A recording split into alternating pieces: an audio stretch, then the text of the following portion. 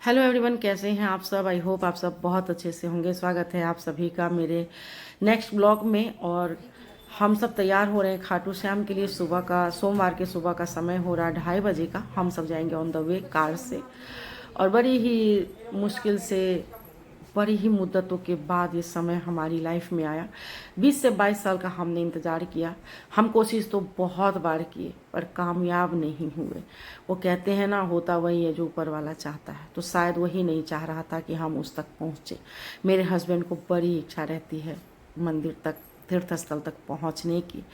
तो हमने बहुत बार कोशिश किए वैष्णो देवी और खाटू श्याम वगैरह जाने की, पर हम नहीं पहुंच पा रहे थे। एक रात तो मेरे हस्बैंड परेशान इतना हो गए थे, शनिवार के शाम रात के 10 बजे बोल रहे थे अभी चल खाटू श्याम, अभी चल, तुरंत तैयार हो, मैं नहीं मानूंगा। और बहुत बच्चों की तरह जिद करने लगे। मुझे भी समझ नहीं आया कि आखिर वो ऐसा क्यों कह रहे हैं।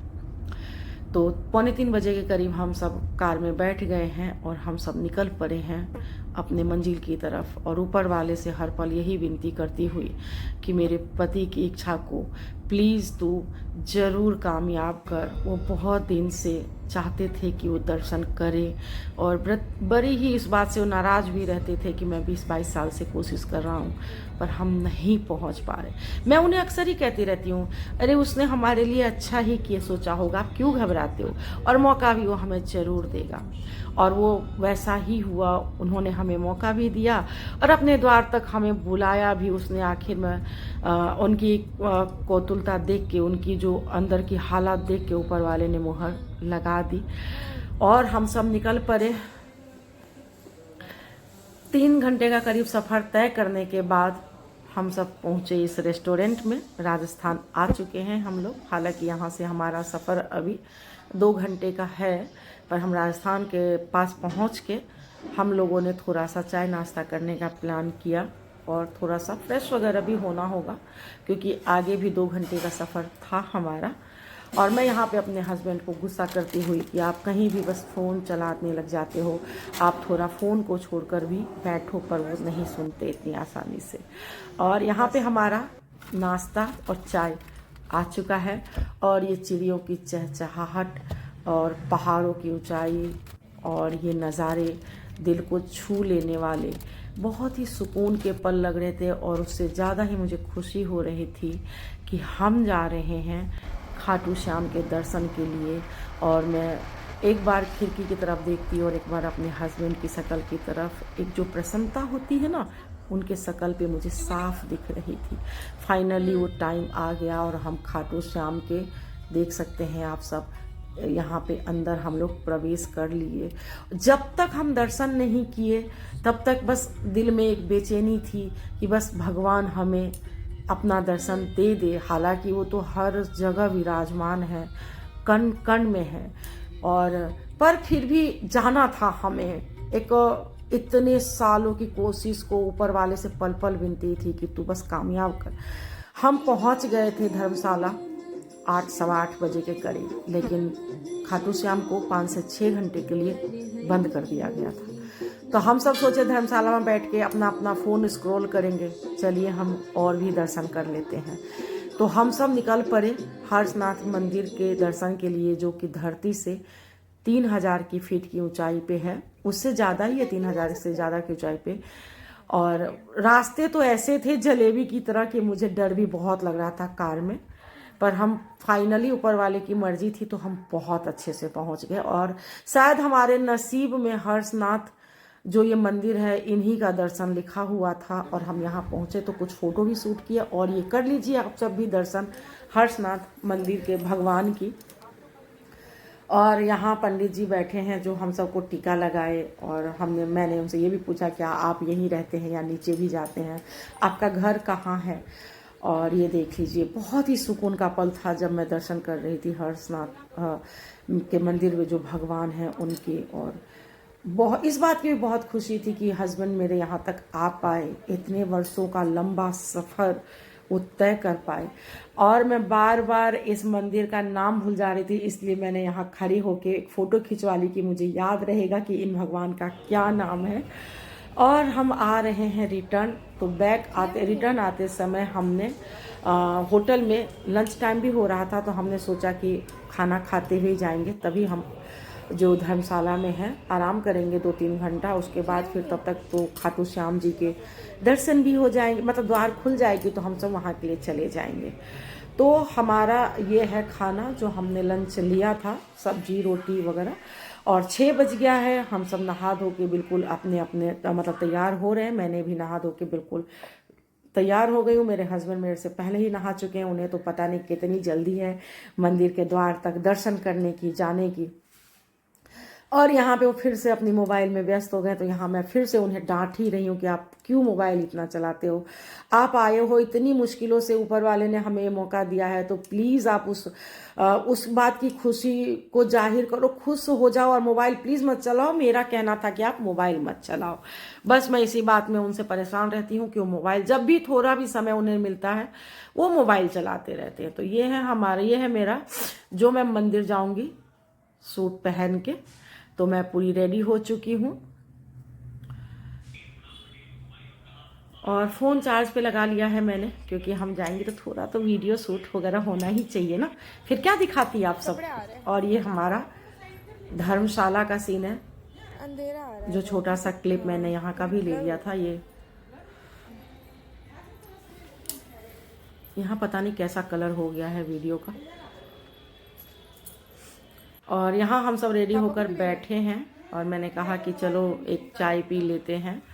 बहुत मतलब चाय का टाइम भी हो रहा था, पता नहीं हमें पी के जाना चाहिए था कि नहीं, पर हम लोगों ने मंगा लिया, बाहर से ख़रीद के ले आए थे और चाय वगैरह पी लिए थे। ये है चाय और बिस्किट। मेरे हस्बैंड तो चाय पीते नहीं, मैं पीती अपने बच्चों के साथ चाय। तो चाय पीने के बाद हम सब ने चप्पल उतार दिए और निकल पड़े हैं अपनी यात्रा पे, बड़ी ही उत्सुकता के साथ खाटू श्याम जी के दर्शन के लिए।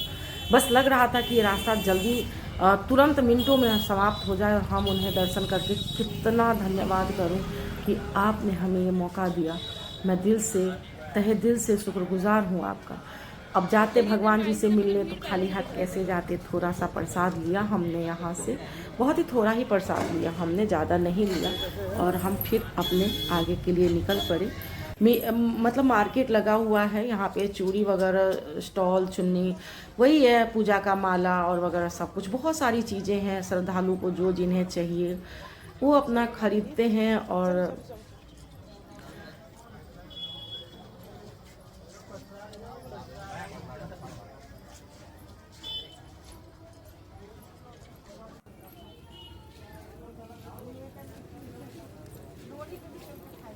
सही प्राइस दिया है क्या समझ उसने?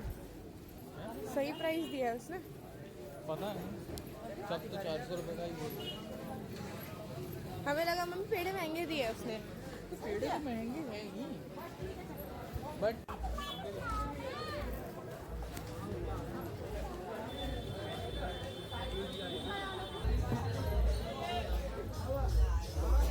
हाँ हाँ, ऐसा लग रहा था कि एक एक चीज़ को नज़रों में उतार लूं।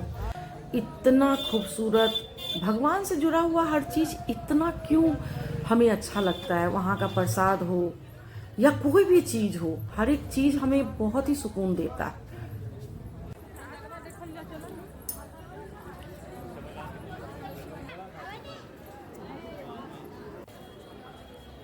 उनके लिए तो बिजनेस है ना। और फाइनली मंदिर में हम एंटर हो चुके हैं। वो घड़ी आ गई जब हमें दर्शन हो गया और मैं हाथ जोड़कर सिर्फ यही बोली, तू हमें यहाँ तक आने का मौका दिया। और मैं कितना शुक्रगुजार हूँ, मेरे पास लफ्ज़ नहीं है तुझे बयां करने की।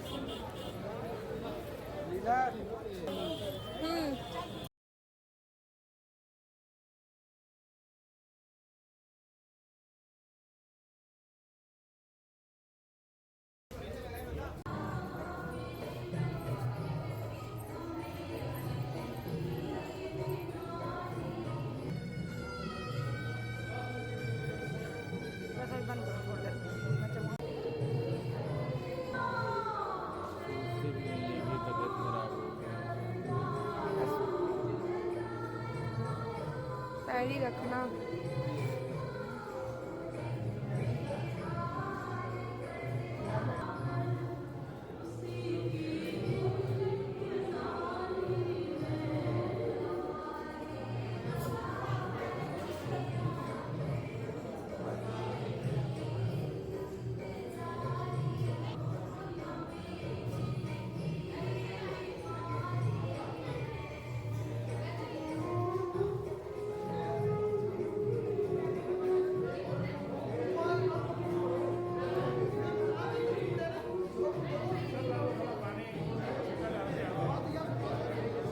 अब हमारी यात्रा हुई सफल यहाँ तक कि और हम चल रहे हैं घर। तो हमने ये जो आश्रम है, हाँ अब चलो हम कहाँ पे हैं रुको। अच्छा धर्मशाला में। नाम भूलना तो कोई मुझसे टैलेंट ले ले। अरे सर जीएसटी का और अब हम घर लौट रहे हैं। ये आप यही ये बस तो हमें कहीं भी दिक्कत नहीं आती। फोन पे व्यस्त हैं। मैंने जैसे लेते हैं नेक्स्ट टाइम तक के लिए।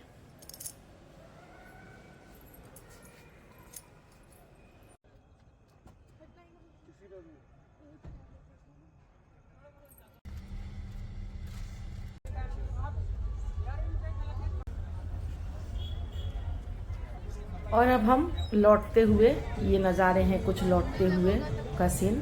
अब यहाँ बहुत दूर तक जैसे मेला लगा हुआ सा है खाटू श्याम जी के लिए। चलिए मिलते हैं नेक्स्ट ब्लॉग में, तब तक के लिए टेक केयर एंड बाय।